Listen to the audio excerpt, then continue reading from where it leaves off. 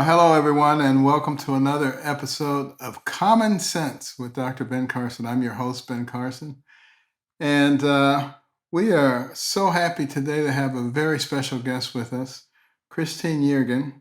She's a well known pro life advocate, a mother of three, producer of Students for Life, and founder of Be Their Village, which is there to help mothers with unplanned pregnancies before, during, and after, providing all the various services that are needed.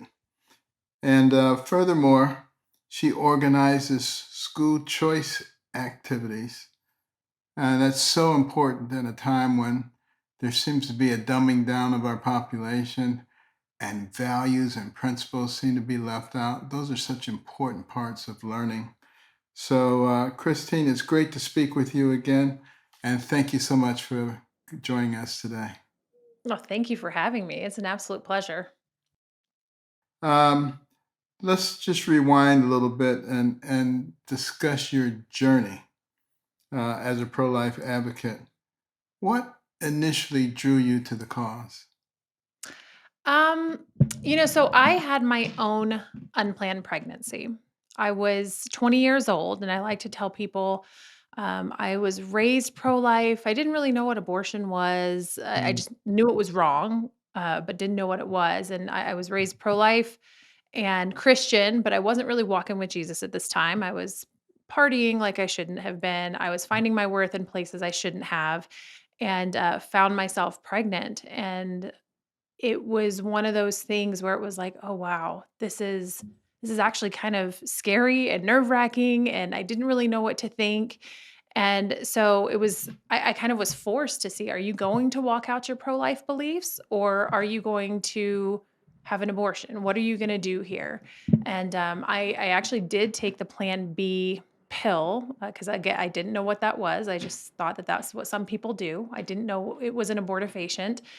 And, it was 2 pills, and I threw the second one out the window because I didn't know what it was going to do. I was like, "If I am Right. pregnant, did it just hurt the baby?"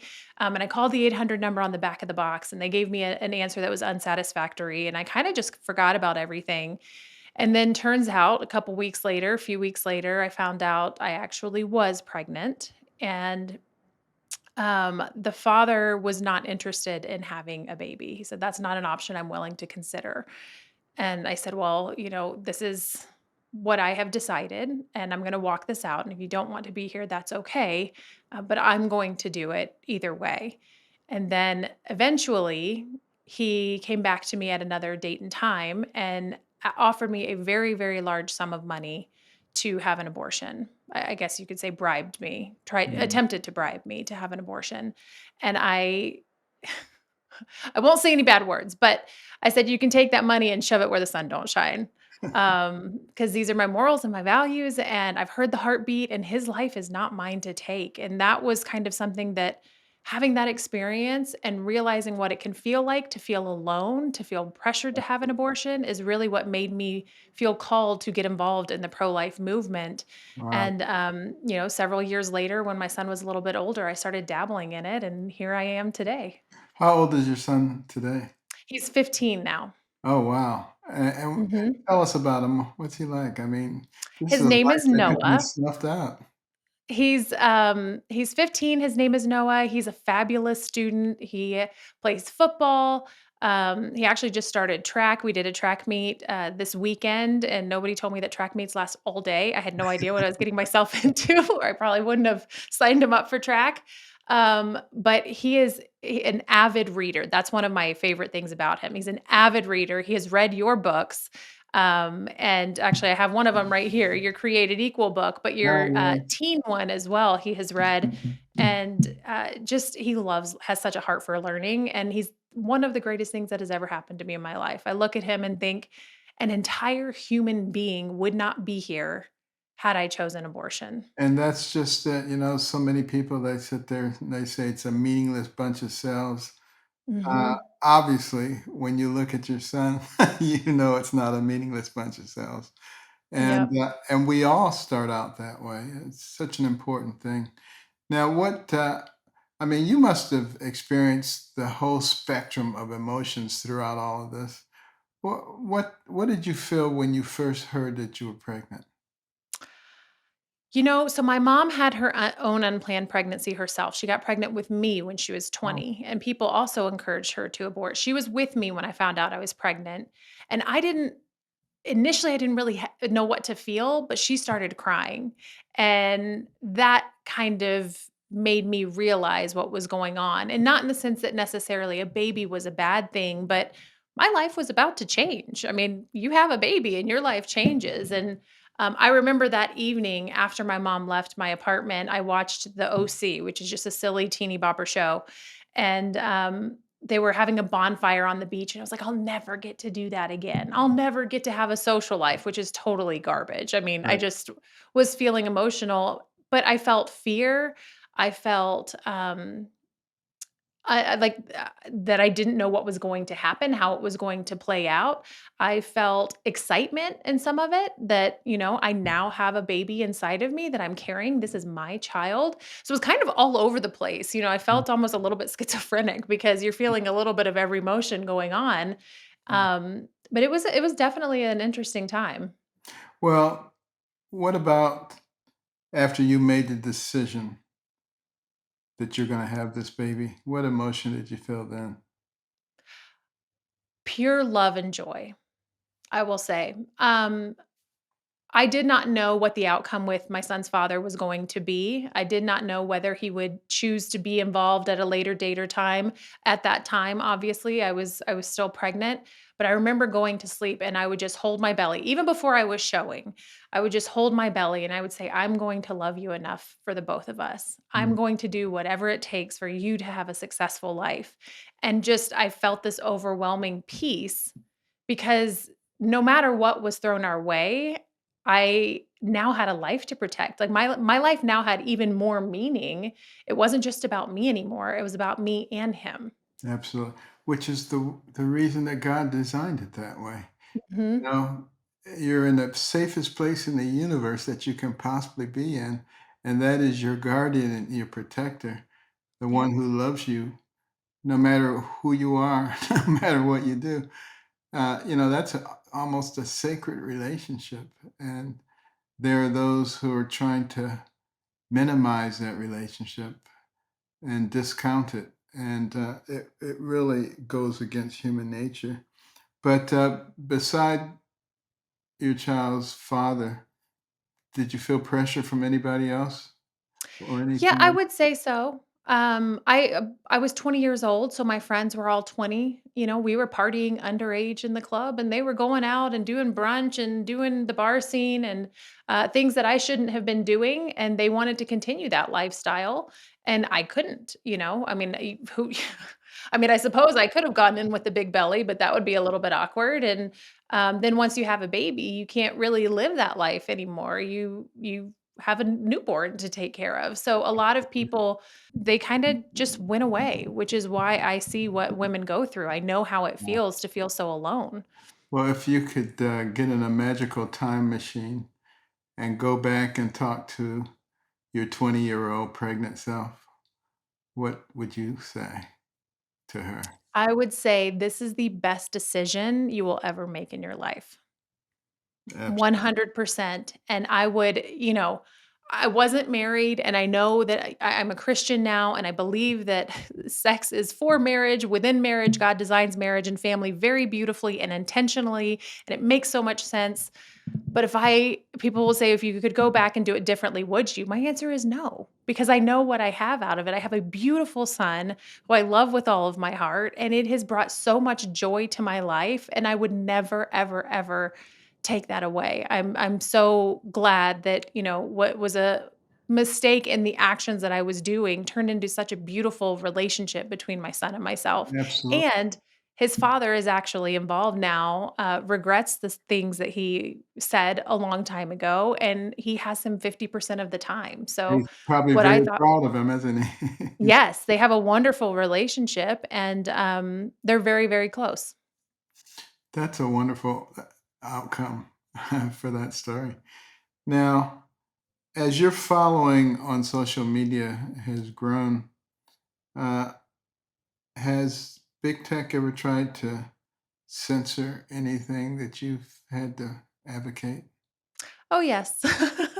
They they don't like much of what I have to say, whether it's calling out Planned Parenthood or, um, talking about even, parental rights or, just what's going on in the world today. It's like if you speak truth, they try to censor you. I actually did a post one time, and I had tape over my mouth, and I wrote "censored" on it because they were totally censoring my posts. I've gotten all the notifications, "You're at risk of losing your account," before, and I take it a little bit easier now, not because I want to give in to big tech, but because I use my platform to do baby showers for women and my followers are who funds them.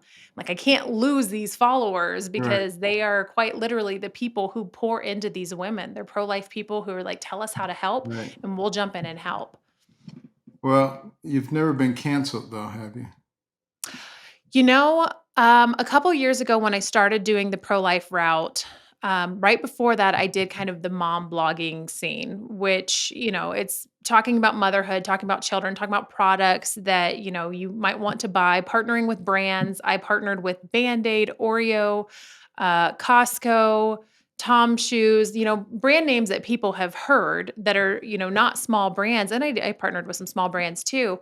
And when I posted a post that I had a Make America Great Again hat on, and I had my 2 daughters in the post, and they're holding up, I vote stickers. When I did that, there was a gaggle of mom bloggers who went into every post that I had ever made, looked at every brand I had ever worked with, emailed them, told them that I was a racist, bigot, homophobe, Mm, sexist, misogynist, whatever, all of the right. phobes that they throw at you.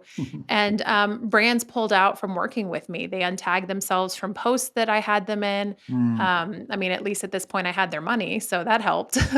But, yeah, I would say that kind of shot me into just going full-time pro-life movement because it's like, well, now brands aren't gonna work with me because they know that I'm openly conservative, and yeah. so I took this route, and I got a lot more bold, and, people are really hungry for a bold voice. It's not easy in 2023 to stand up for your beliefs sometimes. They want to see people being bold. They want to see people that they can say, I think that too. I believe the same Absolutely. thing. And that's, I feel like, what I was able to do for people who were pro life. Well, unfortunately, a lot of people just don't have that kind of courage. Yeah. One of the things I discovered when I was running for president is the vast majority of American people think the right way, have values and principles, but the vast majority do not have the courage to stand up for what they believe in. And they'd rather stand in the corner looking at their shoes and hope no one calls them a nasty name. Yep. And that's something that we're going to have to get through because Yeah. you can't be the land of the free if you're not the home of the brave, and your rights and all of these things will disappear pretty quickly.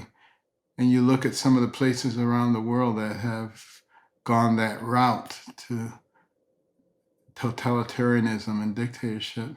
It always starts out like this, Hmm. censoring your speech and saying, well, this is for your own good. Maybe you don't realize it, but this is for your own good. And we know best what's for you. And if you don't speak up against that stuff, it just grows and multiplies, and it's a real problem. It does. It does. Even on our own side with, I find that even within the pro-life movement or being conservative as a whole, if we don't speak up, if we don't even talk to our own people about speaking up and holding them accountable, then we're like, what are we doing here? I mean, we have to be brave. And a lot of people will say, thank you for what you do and thank you for being bold. And I'm like, there's room for everybody. Come on. Like, let's all be brave and bold and I'll help you. So I'm very, very passionate about raising up the next generation, which I do with help do with Students for Life, the young people, because, Yeah. when I'm old and gray and in a nursing home, who else is going to do this stuff? So I really want to impart into the younger generations, like we have to be doing this. Well, the left is trying to tell women that they need abortions because of autonomy. I mean, it's their body, their self, and people are infringing upon their freedoms and what it's like to be a woman. Uh, how would you address the "my body, my choice" argument? Well, do we believe in science or do we not believe in science? Because if we believe in science, you know as well as I do that it's not just one body, it's two. Um, but what I find is that with educating people on what the baby looks like, the gestational age, what abortion actually is, a lot of times they will tend to shift their mind because Dr. Carson, right now in classes, there's comprehensive sex ed going on, and it is disgusting. It's disturbing. It is over sexualized. They're telling kids how to have safe sex at 10 years old, which there's no such thing. Of course. 10-year-olds have no business even learning about this stuff. And then they're told to how to have an abortion. They're not told how to parent. They're not told how to choose life. They're not told any of these things. I had a woman on my podcast who taught comprehensive sex ed for 10 years and kind of gave us the inside view of what they were doing there and how disturbing it actually is. And so they're told it's not a baby. They're told, they're told nothing about it. I mean, Planned Parenthood has a video that shows what an abortion process looks like. And they say at 12 weeks, a baby's like this little dot that comes out of your uterus as you have an abortion. Not at all. And so I find that so many younger, when we're speaking about the younger generations anyway, Gen Z or college kids and even early 20s who've been through this comprehensive sex ed courses, they don't know. They just hear these talking points, they read the headlines, they think it's a clump of cells because that has been pushed on to them for so long. And when you show them like, no, no, no, no. Look, even at 9 weeks, you can see a little baby with a head and tiny arms and tiny Exactly. feet and a little torso. And a beating All of heart. this. Yes, a beating heart. I mean, it is, and actually that traumatizes women who do have take the abortion pill because they're not told that you might see. It's why they're told to flush things when it comes out because you might see a little tiny baby in there and women become traumatized from that. So when it comes to my body, my choice, I find that educating them and talking to them, if they're debating and they're angry, you're probably not gonna get through to them, but if they're willing to hear you out and you can just say, "Why do you think it's your body?" Like, at what point does it become not your body? At 9 months, are you okay with that? Or at 7 months, are you okay with banning abortion after 7 months? Kind of figuring out where they're coming from Right. so you know how to address what they think. Because oftentimes I find that they are just genuinely uneducated. And if you really wanna have an impact on them, if they can stand to look at it, show them a real abortion. Yeah. On that I've seen ultrasound I've seen them screen, and when that, mhm, tube goes in there, and a lot of times, the baby kinda tries to move away from it before it hooks onto a foot or a leg and rips it off, and then you see all the yeah. blood and gore, and that's just in the first trimester. In Mhm. the second and third trimester, you can't do that because the tissues are too well formed. So you have to reach in with a forceps and just grab something and twist into, and out comes a shoulder, out comes a Mhm. liver. I mean, these are the kinds of things that really have a strong emotional effect, but the abortionists do everything they can to make sure that you don't see that. They don't wanna Yeah. see a little foot with toes come out. I mean, that's disturbing. Uh, When they don't even answer the questions either. I mean, you're a doctor, you know what informed consent is. I'm sure anytime you operated on somebody or whether it was a child who could ask questions or, couldn't ask questions, their parents were asking questions of maybe you or your team like, okay, what can we expect? What are going to, what could side effects be? What is the healing time? You answer questions like that because you approve of informed consent. Like this is just what we do. If you're going to have a surgery of any type, you should be able to know all of the possible outcomes, any side effect whatsoever, but they don't tell you that because it's not a good business model. Absolutely. Well, we have to take a short break. We're gonna be right back with our fascinating guest, Christine Yeargin. Be right back. And we are back once again. Common sense. Common sense is not very common anymore, is it? Certainly not in our capital. But we're gonna cultivate it. We're gonna water it. We're gonna groom it. We're gonna make it grow, and it's gonna become common again in our country.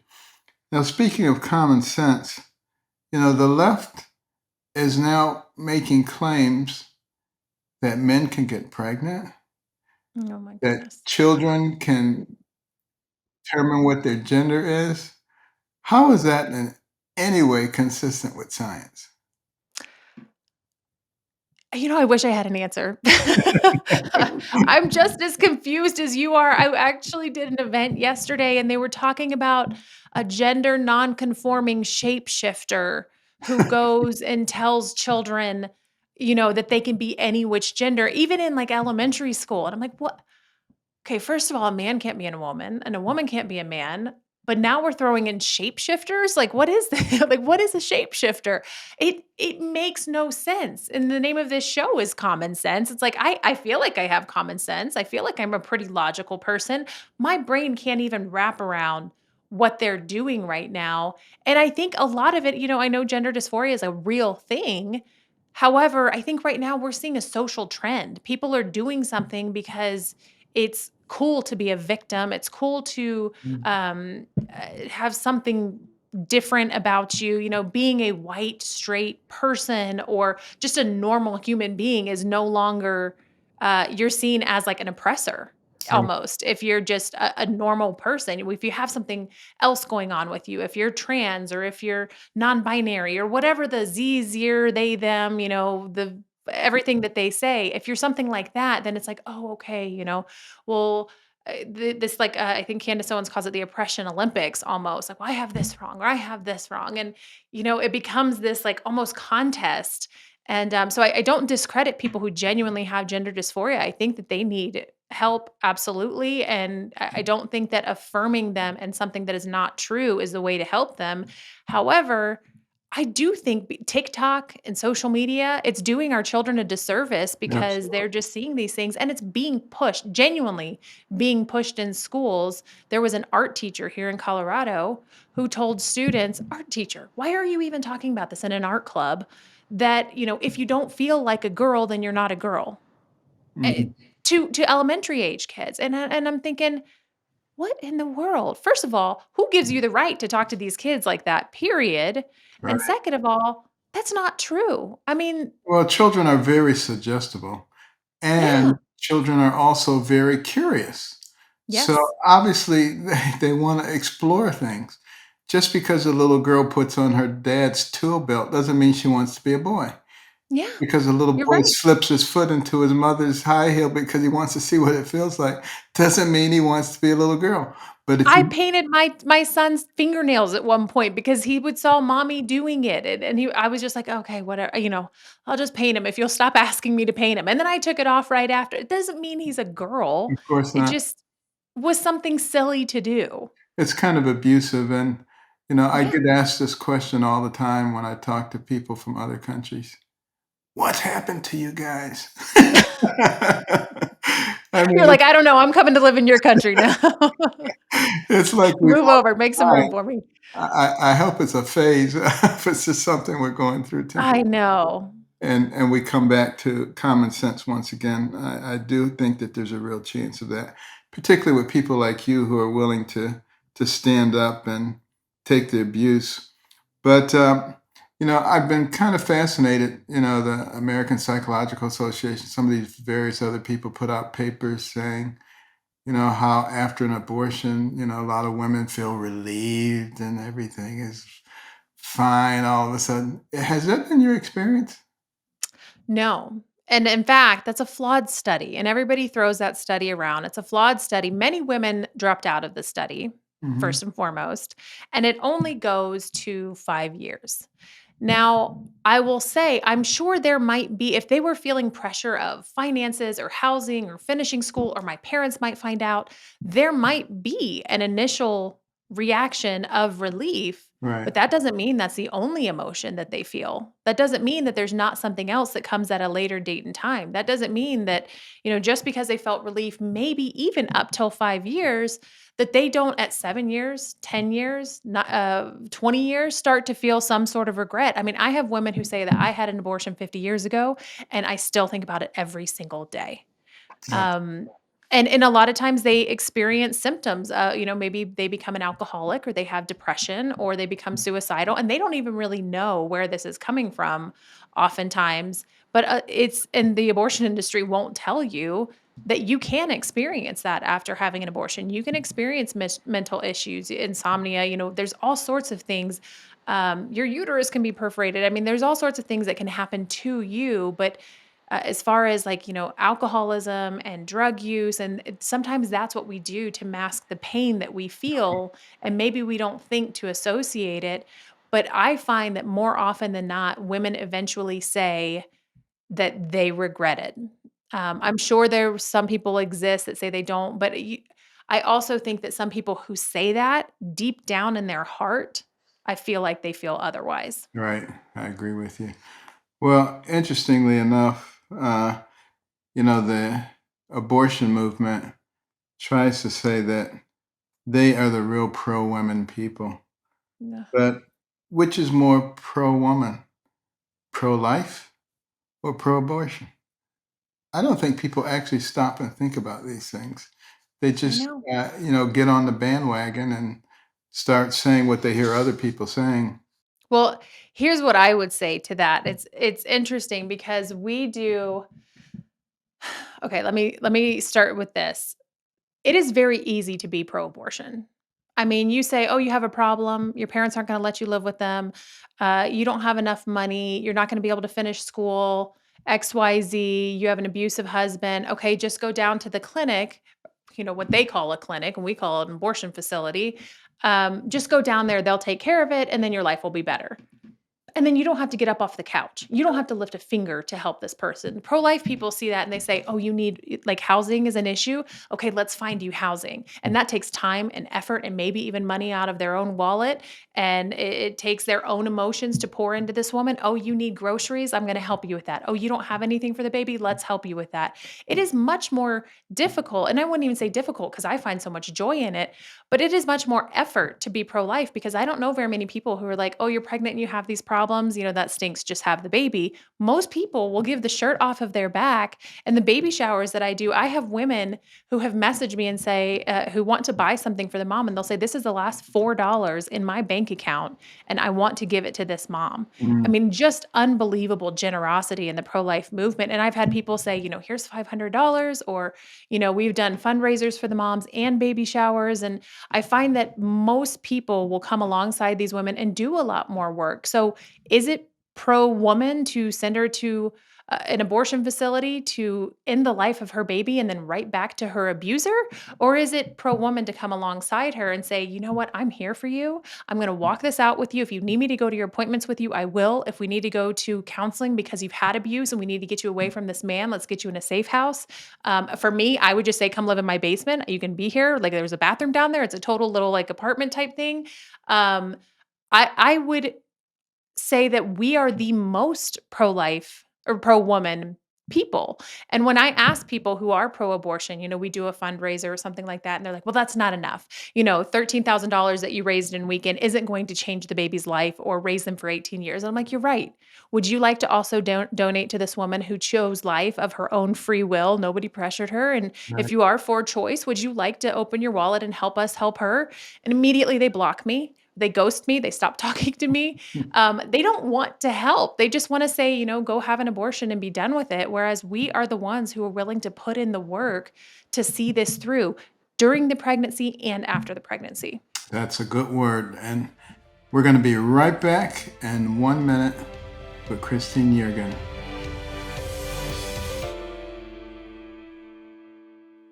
And we're back again with our fascinating guest, pro-life advocate, Christine Yeargin. And, one question that comes up often, why is it so hard in this country to adopt an American baby? Why do people wind up going to other countries and adopting them from there? Because become a business almost. There's a lot of money involved.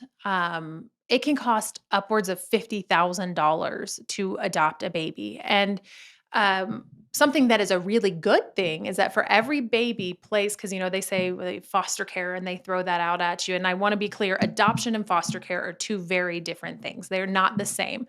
Adoption is somebody who places their baby and decides to make a life plan for their baby and allow another family to raise them and give them the life that they don't think that they can. And for every baby placed for adoption, there are 36 hopeful couples. So when you say that there's not going to be people adopting these babies, no, there are. And there aren't even enough babies to be adopted by all the people who want to adopt. So there's this long line. It can take 2 years to adopt, and it costs a lot of money. I mean, I don't have $50,000. I mean, I would adopt any day, any baby, like drop them off my doorstep, I'll take them. But I don't have $50,000 to just like plop down at one time and say, I mean, I would have to do a fundraiser for myself if I was going to need to spend that kind of money for adoption. So I think in other areas there are more babies and there are will be people willing to adopt, and I think the cost is less in other areas. But I do see that there is this desire, and there's so many families who do want to adopt and they do want to give homes to these babies. So there is never going to be, a plethora of babies here in the United States who are unadopted because the Yeah, families are out there and they want to have these children and give them a good life and have babies in their home. I mean, yeah. it's something that is beautiful to see, but I wish that we could defund Planned Parenthood and fund adoption. I mean, that would be my dream is That let's would be take the money away from the abortion crazies right. and let's give it to the people who are life-giving and life-affirming and who are helping these children go to homes. Well, I want to encourage our listeners to talk to the legislators in your area because we need some major concentration on making adoption something that's much easier to do in this country. Yes. And I think that will be a tremendous aid to a lot of these women who opt for abortion. If they knew that their child could be taken care of very well, they wouldn't opt for it. But why do you think so many people? Why do so many women choose abortion? Have you really devoted a lot of thought or attention to that question?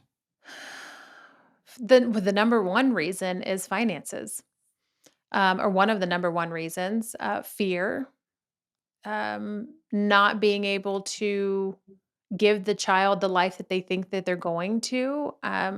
It's interesting because if finances is 74, I believe 74% of the women who have had an abortion say finances played a major role. Mm, If that's why they're having an abortion, I mean, my word, we can help them. yeah. If that's the reason, if that's what's weighing on you, let us help you and walk this out with you. There are people willing to give, there are people willing to help. There are pregnancy resources all over, resource centers all over the country who have, even if they can't provide it themselves, they know who can. They know who's in their community and what resources they can even reach out to provide this stuff. So what I find is a fear is a lot of it.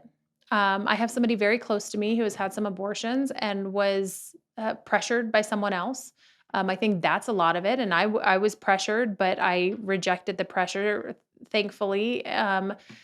So I see many different reasons, but overwhelmingly, I think it's just the fear of the unknown and its finances. And they don't think that they're going to be able to do it. They don't know that there's resources. And when they find out that there are resources, they're like, wait, you'll help me? You're gonna let me you're gonna give this to me for nothing in return. I don't have to do anything back. You're gonna help me get a crib. You're gonna help me get a stroller or a car seat. Like, what? And then they're like, okay, if I have this help, then I think I might be able to do it. And so I think that's why it is so important for us to do this in the pro-life movement, to continue to be there to help these women, because finance is one of the number one reasons that they choose to abort. Well, when people see individuals like yourself, uh, where abortion was advocated, like your son, where abortion was advocated, like many well known individuals who've made great contributions to society, and they were not aborted. And look what happened. We Mhm. really need to think from the womb to the tomb. We're people. We're made in the image of God. We're not meaningless Amen. bunches of cells. And in the Bible, God says, I knew you before you were born. That means there's a purpose for each of us and for each of our lives. And I think we have to resist the idea of just being callous toward people. And that brings me to my next question for you. Um, how did you get so interested in school choice? Um, so I actually did a speech on this yesterday here locally. In 5th grade, when my son was in 5th grade, uh, okay, I'll backtrack here. I sent him to regular neighborhood school.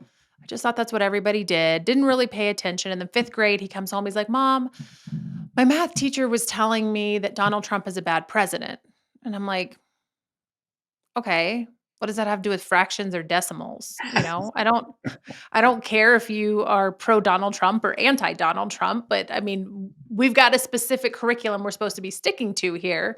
And embarrassingly, I didn't say anything to the teacher. I should have, and I should have talked to her. But again, I was a young mom, didn't know what I was doing. I just kind of was a little hands off, and I wish I had been more hands on. And then come 6th grade, um, and COVID hit, and so everybody's going virtual. And I hear my son, who's doing a Spanish class, I hear the teacher talking, and he says that Spanish is a sexist language because it only has masculine and feminine forms for the words. And I'm like, what the heck is going on here? And during COVID, I'm sure there were teachers who handled it beautifully. I'm sure there were amazing people who, did virtual classes and taught virtually. Ours didn't. They just handed out some stuff. He could do an entire day, 6 to 7 classes worth of work in like 20 minutes. I'm like, you're going to fall behind. There's no way that, I mean, I know every student is falling behind at this point, but I don't want you to. So I started looking around and seeing what else was available in charter schools who didn't shut down and who weren't going to mask children, and um, decided to look into something else. And I was like, I shouldn't have to send my child here to this school where they're not doing him any justice. Mhm. He's going to be falling behind at this point, especially going virtual, and they're indoctrinating him. They're asserting their own political agenda into the classroom. And look, I don't care if you are left, right, or center. Genuinely, you do you. I'm cool with that. Sure. Don't bring it into the classroom, though. Don't come in and tell my kids how you vote. And something I said last night at my speech, I said, if you're a teacher and a student knows where you stand politically, you've already failed them. That's a very If you're a teacher and they know how that you vote, you've already failed them. They shouldn't know that. You should be able to teach your topic. You could be very passionate about how you believe, but you should be able to teach your topic unbiased and allow students, teach them how to think, not what to think. And so I just started seeing so many issues, and then, of course, I started paying attention to the news and like, "Oh my gosh, what's happening in these schools? This is so scary. I don't want a gender, right. non-conforming shapeshifter," or whatever that guy was that I told you about, teaching my kid that he could be something other than what he is and what God made him. Um, so I Absolutely. just I had to hightail it out of there, and I've gotten very passionate about school choice, and I've gotten very passionate about there not being indoctrination in kids' classes, and like, "Well, you shouldn't push this in kids' classes, or you shouldn't make it a Trump school or whatever." I'm like, no, just teach math. That's it. Worldview happens around the dinner table at home. That's for Absolutely. mom and dad to impart to their children. That is not for some stranger teacher or teacher's assistant or anybody else to impart to children. Mom and dad do worldview. And as our families and our faith have declined, craziness has increased. No Yes, question about it. absolutely. We'll be right back with a closing comment from our fascinating guest. What would she have you do to help? We'll be right back.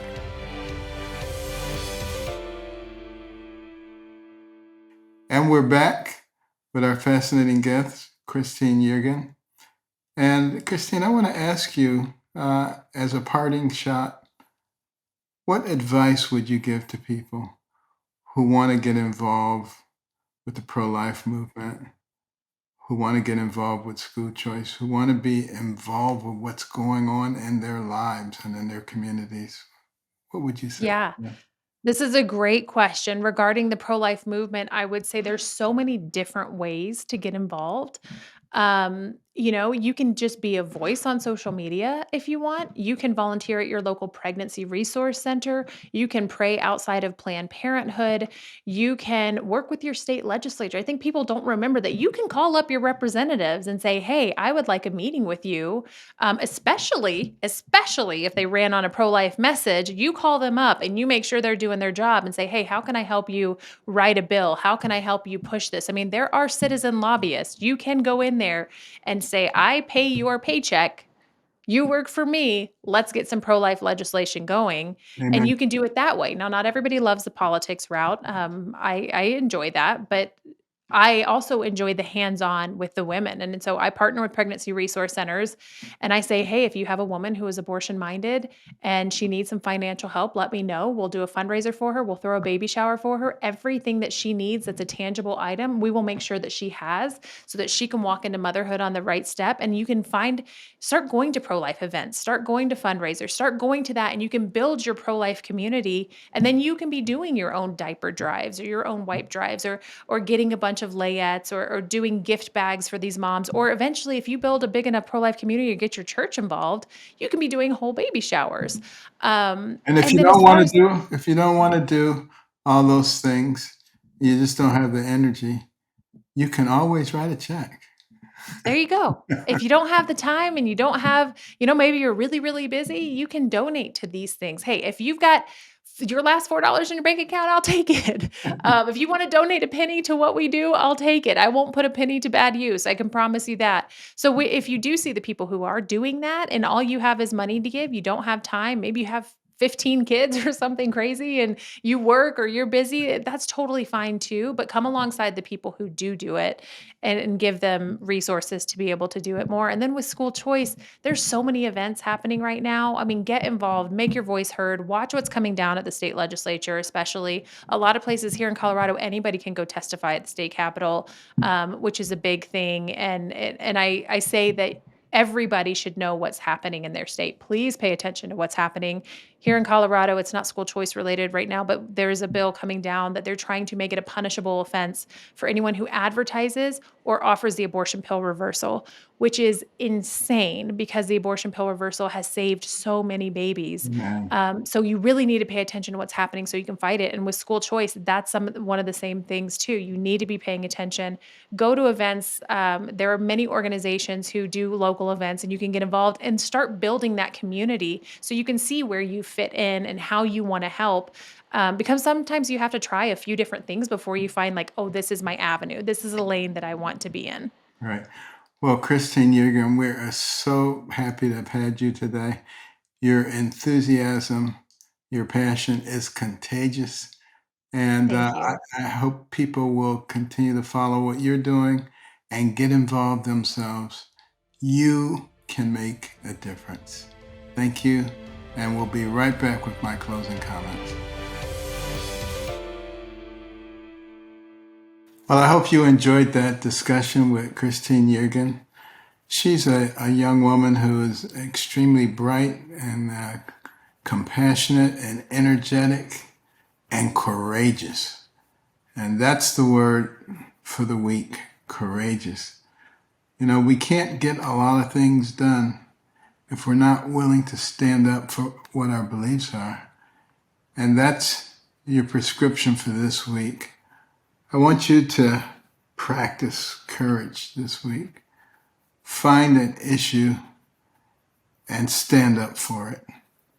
Be an advocate. Don't be a wallflower.